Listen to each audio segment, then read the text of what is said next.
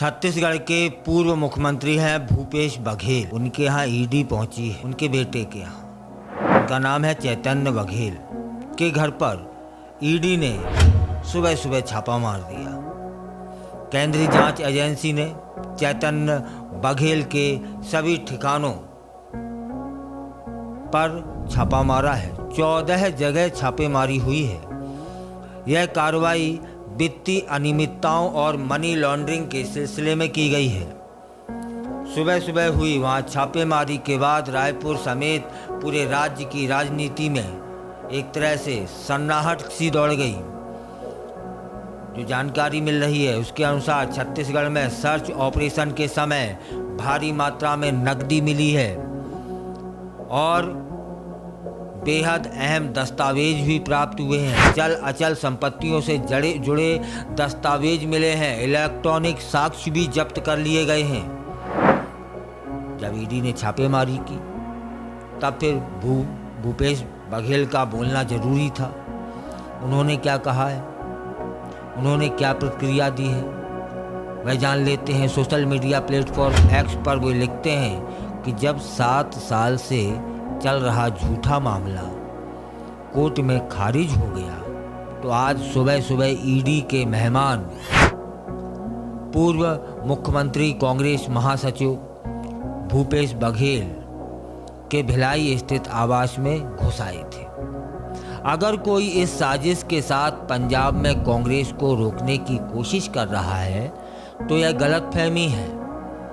जांच एजेंसी की तरफ से जो जानकारी आई है वह है कि यह तलाशी अभियान छत्तीसगढ़ में शराब घोटाले से जुड़े मामले में किया गया था। छत्तीसगढ़ में शराब घोटाले से जुड़ा यह मामला करीब 2161 करोड़ का बताया जा रहा है।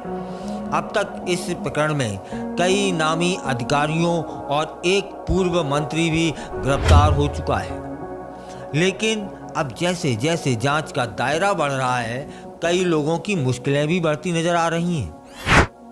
पूर्व आबकारी मंत्री हैं कवासी लखमा को गिरफ्तार कर लिया गया था।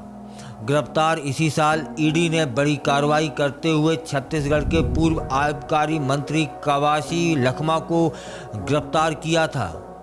उनसे पूछताछ के आधार पर आज यह जांच का दायरा और बढ़ा दिया गया। चैतन्य बघेल तक जांच पहुंच चुकी है। लखमा को 15 जनवरी को तीसरी बार पूछताछ के लिए बुलाया गया था लेकिन वे पेश नहीं हुए थे।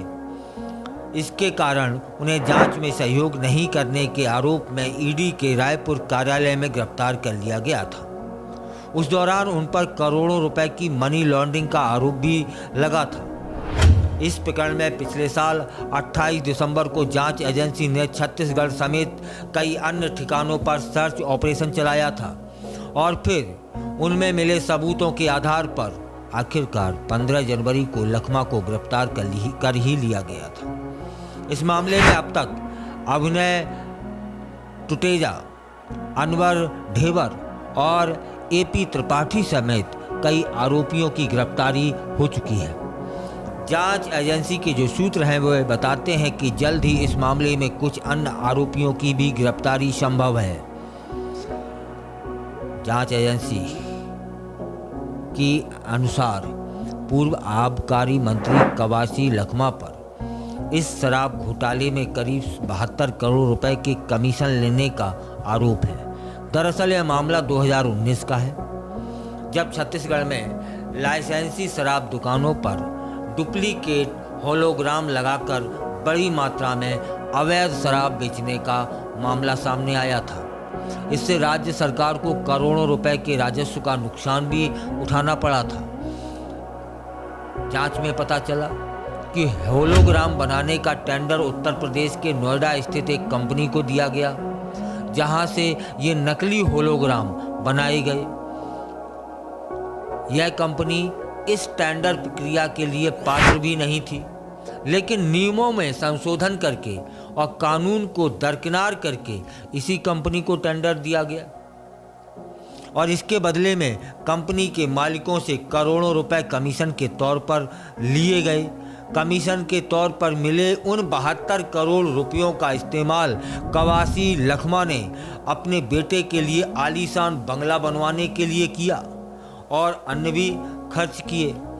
फिलहाल भूपेश बघेल के बेटे के यहाँ चैतन्य बघेल के यहाँ ईडी मेहमान बनकर पहुंची है और ईडी जब मेहमान बनकर पहुंचती है तो कुछ ना कुछ तो सामने आता है। और रही बात, यह भी मामला शराब से जुड़ा हुआ है और एक शराब घोटाला दिल्ली में भी हुआ था, वहाँ तो सरकार ही चली।